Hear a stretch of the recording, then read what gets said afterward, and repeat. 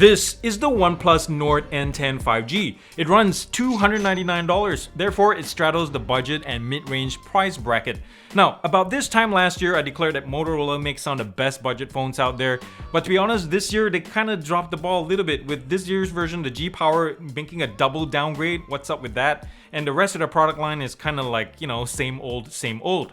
And this is where then the OnePlus comes in. And I'm not gonna mince my words around here. This NORD is my new favorite 5G phone for the price.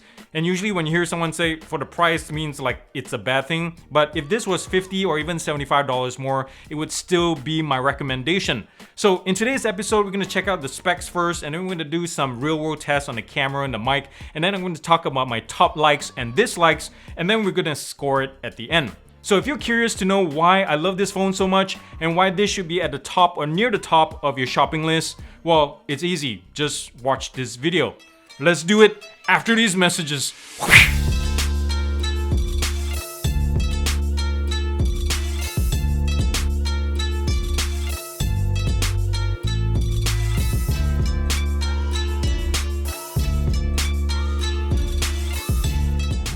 Okay, I'm gonna say this again. The N10 5G is one of the best $300 phones on sale right now, period. And how OnePlus was able to include so much for the price is a sign of the company returning to form. Thank goodness, because that's what put them on the map in the first place.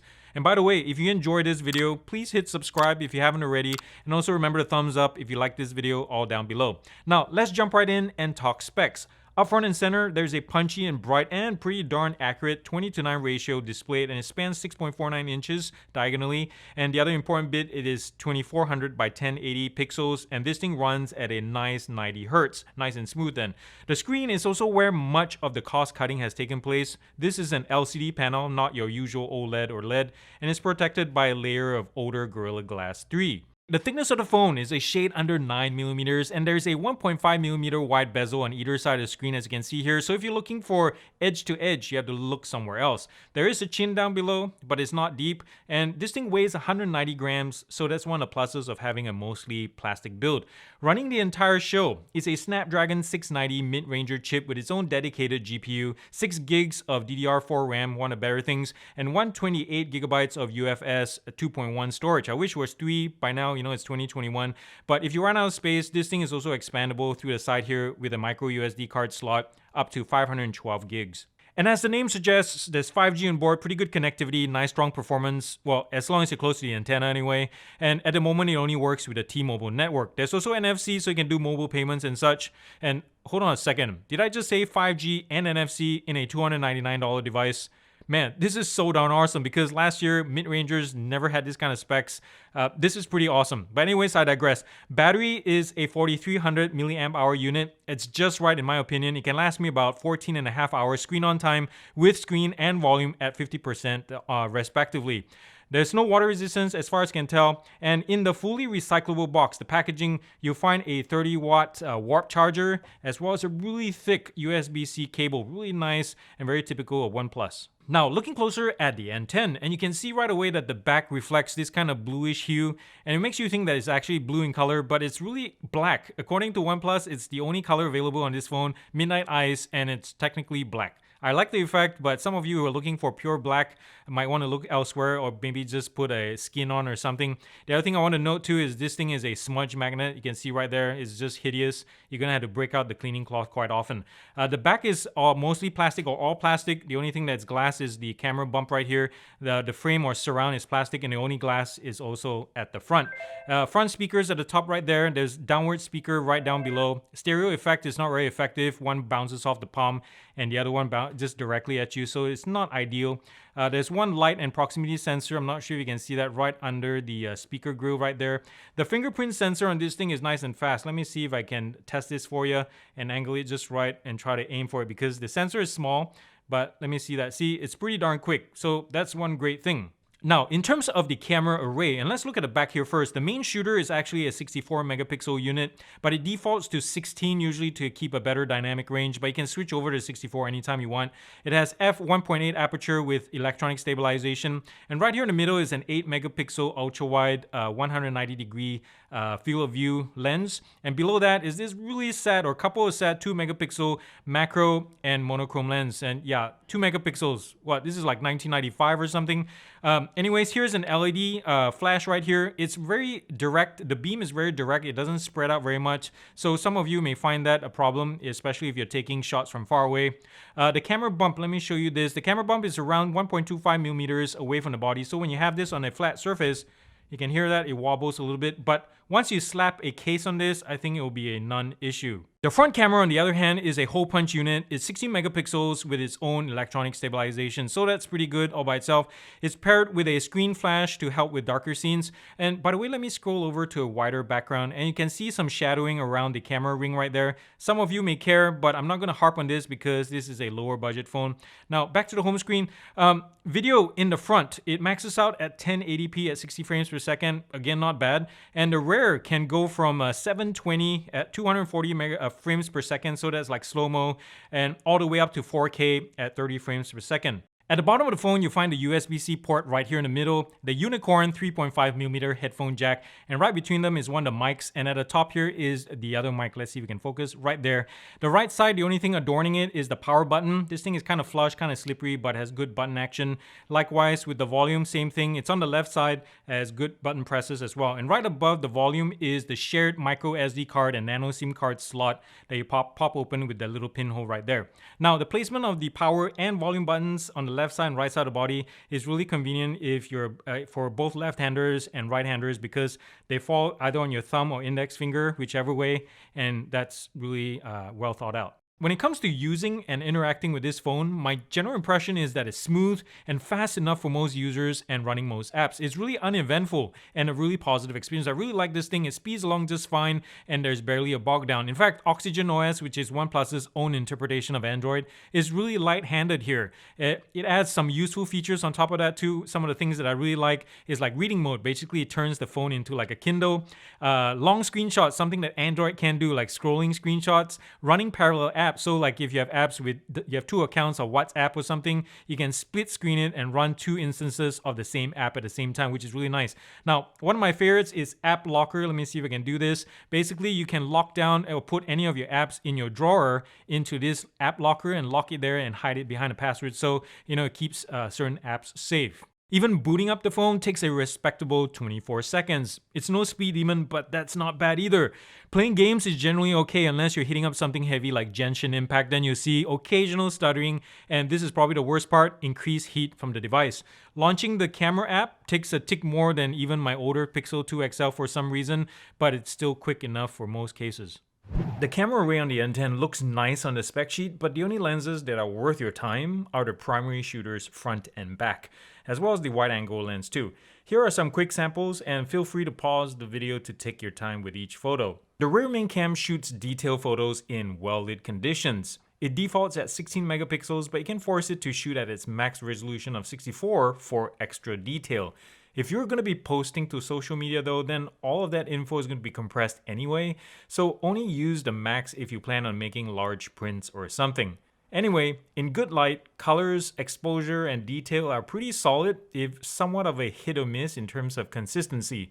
The camera also has a slightly cool color preference to its processing and overzealous HDR in certain lighting conditions. So onto the front camera, and good news, selfies are great here. Colors and detail are just right, with the only weak spot being bokeh tripping up indoors, even in bright daylight. When it comes to indoors, you start seeing noise creeping in pretty quickly. Detail overall is still good, but I was expecting a little bit more from the Pixel bin 16 megapixel files. As you can see here, there is some texture loss or over sharpening, I can't determine which, on these figurines, especially in the higher exposed parts of the picture and areas of brighter colors as well. Now, macro. This is best to be used sparingly, if at all. As you can see from this sample, this is a blurry, low-res mess. It's just horrible. It feels like you're back in the 90s or something. In good light, it fares a little bit better, which isn't hard since the bar is so low in the first place. But in short, just use it only if you really have to. I think personally phones need to start using higher res and maybe zoomed macros so that the phone doesn't cast shadows when you're that close to your subject. Here I shot a 16 megapixel sample of my backyard and then again with the 64. These look practically alike in this lighting anyway. I thought there'd be some difference between the exposure of the sky especially, but I don't see it here. Comparing the two, it's also obvious that the pixel binning is working as it should in the 16 megapixel shot, basically taking the shot with the 64 and downsizing it to a smaller file size, among other things. And just for fun, here's a shot from the same place where I was standing with 2x digital zoom activated.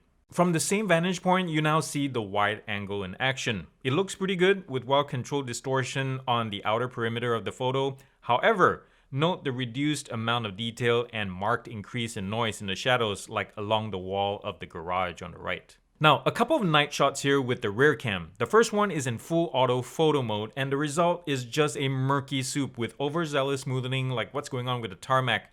But that said, this would be an extreme usage scenario only for this mode. If you switch over to the dedicated nightscape feature, it improves things. This shot, for example, is so much better in it. And oh yes, you can use wide angle in this mode, by the way, but word of advice, as you can see from the results here, yeah, just don't. Here's a video sample from the rear cam at 4K 30 frames per second in full auto. What's not evident here is that due to EIS, there will be cropping in all your shots. The stabilization reaches its limits pretty quickly, even at a steady walking pace. We see also the slight blue push of the camera, just like in photo mode. It also reduced exposure to compensate for the morning sun here. Alright, ignore my ugly mug for a second and check out the front cam video sample. Unlike the rear cam that prefers a cool color profile, things look much warmer here. I kind of prefer this one. There's EIS here too, but it doesn't seem to be as aggressive as the main lens. And this is what the microphone sounds like during phone calls. I'm standing by the street here so you can better hear how the noise suppression works. How's that sound? So let's begin with my 3 most annoying things of the phone. And first of all is the slippery body. You better be getting a case or a skin for this, because if you're planning to use this naked, it's not gonna last very long at all. Sure, it's nice and narrow, it fits in the palm really well, one-handed use and such, but the moment your hand gets slippery, damp, or sweaty or anything like that, it's just gonna fly out like nobody's business. The second annoyance is that the camera sucks in low light. Sure, for the price point, I shouldn't be complaining, but this is a trap that OnePlus and so many other manufacturers have fallen into by including so many cameras in their array, and most of them are subpar, like the 2 megapixel macro and monochrome lens. What's up with that? So I wish they had reinvested that and improved their main cameras as well as nighttime photography. So whenever I look at this screen, or what's on it anyway, I can't help but be annoyed because Android 11 is already out in a while, Android 12 is in beta, and OnePlus is only sticking us with one OS update throughout the life cycle of this phone. That's just ridiculous, so you're always behind, it seems like. Thank goodness security updates are on par, but not the OS apparently. So I guess they're standing by their name here, OnePlus. Get it? You know, like Android 10 plus 1 equals 11. Yes, that was hilarious. I definitely have a future in stand-up.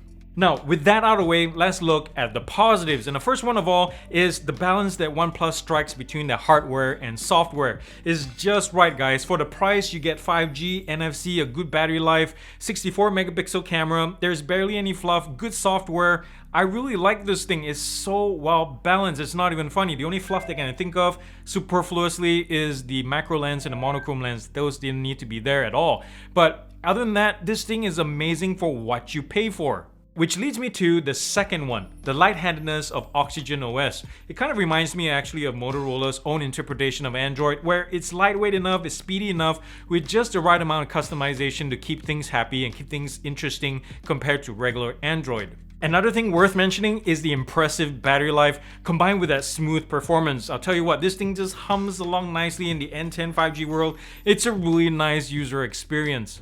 So here are my final thoughts. And in case you haven't already noticed by now, I'm a huge fan of this phone because for $299, you get a solid hardware and software experience like NFC, 5G, 64 gig camera, long battery life, 90Hz screen, a smooth, lightweight, customizable OS.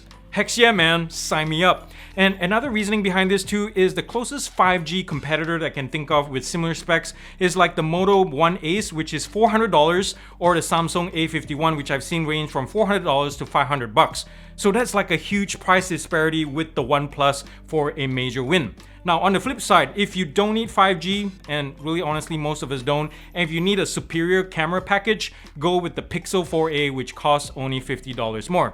So with all that said though, I want to give the NORD N10 5G a gear score, a solid 8.5 out of 10. This gets a really strong recommendation from me. And by the way, this is how I broke down everything to get to the final score. So if you have any questions how I got there, feel free to comment down below. Well, there you have it. Remember to come back next Friday for a new one. I look forward to seeing you there. And if you haven't already, please consider subscribing to this channel, because if you like the stuff that I do, if you like to see more videos like this, just click subscribe down below and turn on the bell notification icon. And also tell your friends and family about it. And I'm trying to get to 10,000 subs, so only you can get me there. So thank you in advance. And if you're financially able to, because I support everything this channel financially myself, if you're financially able to, visit my Patreon page down here. You can support me a couple ways there and get your name shouted out right here and be semi-famous. Also, remember to thumbs up if you like this video and comment nicely down below. And thumbs down. Thumbs down to people who don't read description boxes or body of text in like social media posts or anything like that. For example, I had an ad the other day running and this lady contacted me and I had really nice detail, really nicely written, proper subject line. This lady contacts me and says, basically asked me questions of everything that I had already in the description box. And I wrote her back, did you not read it? Basically, I told her, did you not read it? And she answered back and said, I don't read. And I was like, between all the texts that you're sending me, you could have saved time just by slowing down and reading the description box. So thumbs down to people who don't slow down and read the description box. You'll save us a lot of time. Anyways, thank you for being here, guys. I love you all so much. Remember to do something kind and loving for somebody, because it starts with you. And I'll see you the next week. Peace out.